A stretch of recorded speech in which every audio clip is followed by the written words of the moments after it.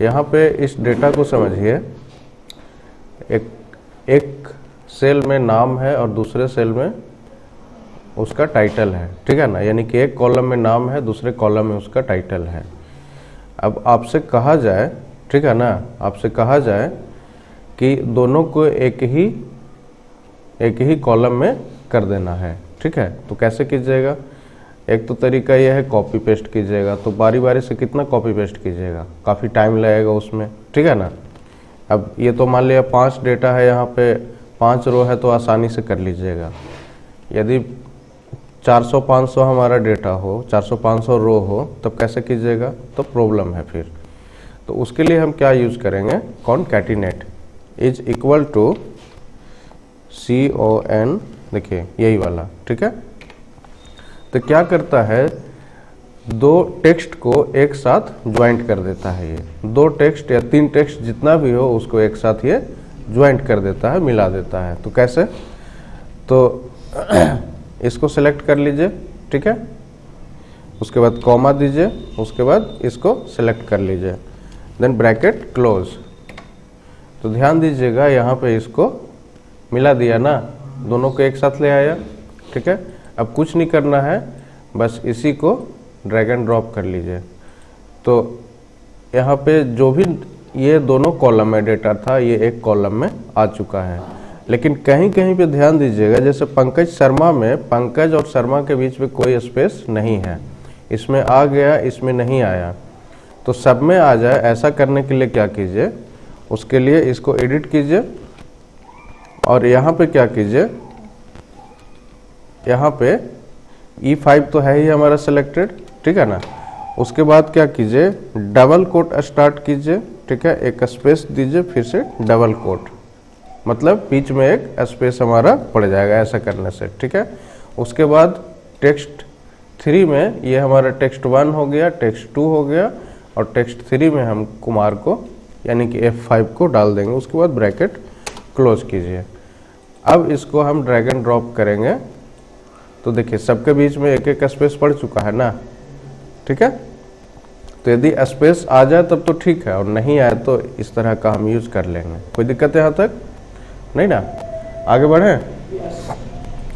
Next है आपका इसी में एग्जैक्ट। अब एग्जैक्ट क्या करता है, तो यदि 2 कॉलम में हमारा कोई टेक्स्ट हो, है ना, और दोनों को मैच करना हो कि वो दोनों बराबर है या नहीं है, है ना। मतलब ये केस सेंसिटिव होता है, ठीक है। दोनों बराबर है या नहीं है, तो कैसे हम काम करेंगे? एग्जैक्ट फंक्शन का यूज़ करेंगे। यदि दोनों एकदम सेम टू सेम होगा तो ट्रू आएगा रिजल्ट, और हल्का सा भी फर्क होगा तो फॉल्स आएगा। कोई दिक्कत है यहाँ तक? उसके लिए कुछ डेटा हम, कुछ नाम यहाँ पे हम टाइप कर लेते हैं। पहले इस डेटा को समझिए। यहाँ पे 2 कॉलम है हमारा, ठीक है ना, जिसमें कि कुछ वर्ड्स लिखे हुए हैं, है ना। लगभग सेम है लेकिन 100% सेम नहीं है। तो पता करना है कि कौन कौन सेम है और कौन कौन डिफरेंट है। तो उसके लिए क्या करेंगे, इज इक्वल टू EXA, ये आ चुका है। अब टेक्स्ट 1 हम इसको सेलेक्ट करेंगे, कॉमा दीजिए और फिर इसको सेलेक्ट करेंगे। उसके बाद ब्रैकेट क्लोज कीजिए। यहाँ तक कोई दिक्कत? उसके बाद जस्ट प्रेस इंटर। तो देखिए यहाँ पे फॉल्स आ गया ना, ठीक है। अब देखिए यहाँ पे क्या है, एप्पल, ये डिफरेंस है, ई मिसिंग है यहाँ पे इसलिए फॉल्स आया। बनाना एकदम सेम टू सेम है इसलिए ट्रू आया। पपाया सेम टू सेम दोनों कॉलम में लिखा है इसलिए ट्रू आया। ऑरेंज में स्पेलिंग सही है लेकिन वो यहाँ पे स्मॉल है, यहाँ पे कैपिटल है। यानी कि एग्जैक्ट क्या है, केस सेंसिटिव है। कैपिटल स्मॉल में यदि डिफरेंट होगा तो उसको वो पकड़ लेगा। कोई दिक्कत है यहाँ तक? नहीं ना। जैसे ग्रेप्स में ई की जगह पे ए है, तो ये हमारा रिजल्ट यहाँ पे क्या दिखा रहा है, फॉल्स दिखा रहा है। कोई यहाँ पे प्रॉब्लम? आगे बढ़े, ठीक। लोअर क्या करो, जैसे ये डेटा यहाँ पे समझिए, कंप्यूटर है जो कि सारा का सारा कैपिटल में, ग्रेप्स का फर्स्ट लेटर कैपिटल, ऑरेंज में कुछ कैपिटल है कुछ स्मॉल है, उसी तरह से पपाया है।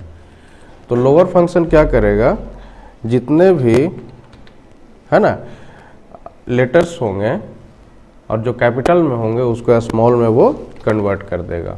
अब इसके बीच में ब्रैकेट ओपन करने के बाद जस्ट टेक्स्ट को सेलेक्ट कर लीजिए, देन प्रेस इंटर। तो ध्यान दीजिएगा कंप्यूटर यहाँ पे कैपिटल में था और अभी यहाँ पे स्मॉल में आ चुका है। कोई दिक्कत नहीं ना, आगे बढ़े। उसी तरह से है अपर, हम इसी को अब अपर कर लेते हैं, है ना, और इसको डिलीट कर ले। उसके बाद इसको हम लोअर कर लें। अब क्या करेंगे, is equal to upper, bracket open. अब अपर क्या करेगा, जितना भी लोअर केस होगा यानी कि स्मॉल होगा उसको कैपिटल कर देगा। तो बस इसको सेलेक्ट कीजिए, ब्रैकेट क्लोज कीजिए। तो कंप्यूटर यहाँ पे इसके सारे जो कैरेक्टर थे वो स्मॉल में थे, उसको इसने क्या किया, कैपिटल कर दिया। तो बात समझ में आ रही है ना, जो कैपिटल है उसको कैपिटल में ही रहने देगा, बाकी सबको वो कैपिटल कर देगा। यदि स्मॉल में है उसको वो कैपिटल कर देगा। यहाँ तक कोई समस्या किसी तरह का नहीं ना। नेक्स्ट फंक्शन हमारा रहेगा